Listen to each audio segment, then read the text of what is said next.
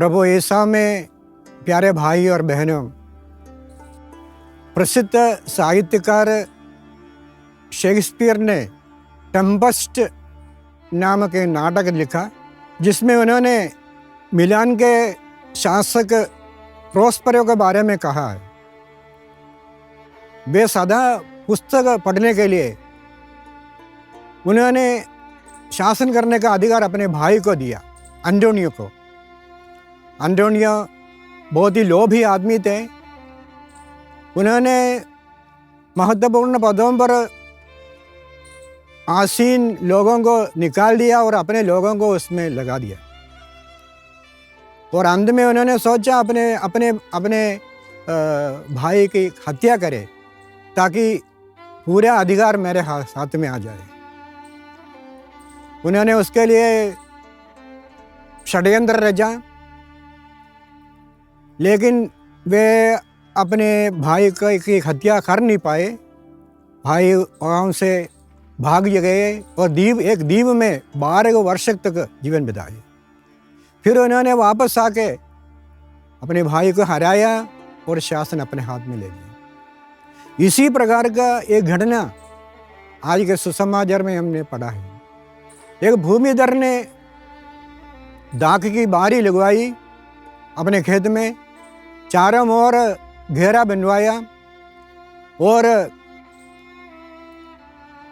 उसमें रस की कुंड खुदवाया और पक्का मचान बनाया और असामियों को पट्टे पे दे दिया और वे विदेश चले गए। फसल के समय आने पर उन्होंने असामियों के पास नौकरों को भेजा, लेकिन असामियों ने उनको कुछ नहीं दिया।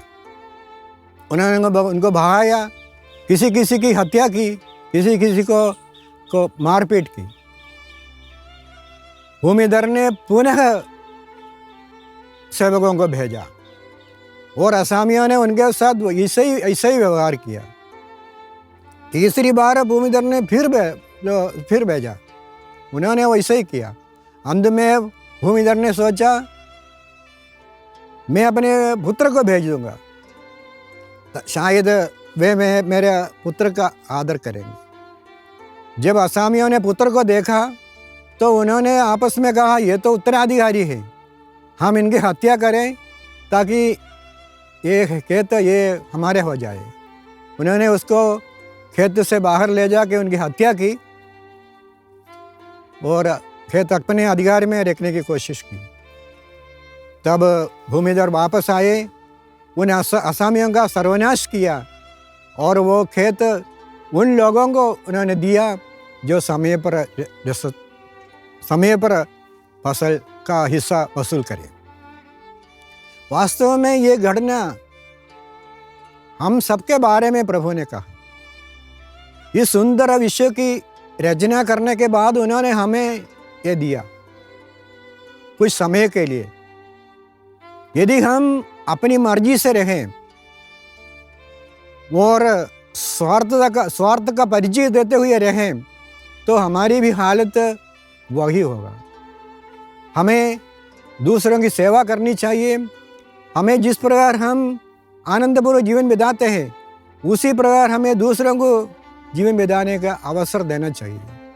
हमें ईश्वर की योजना के अनुसार, ईश्वर की इच्छा के अनुसार जीवन बिताना चाहिए और ईश्वर के समक्ष कृपा पात्र बन जाना चाहिए।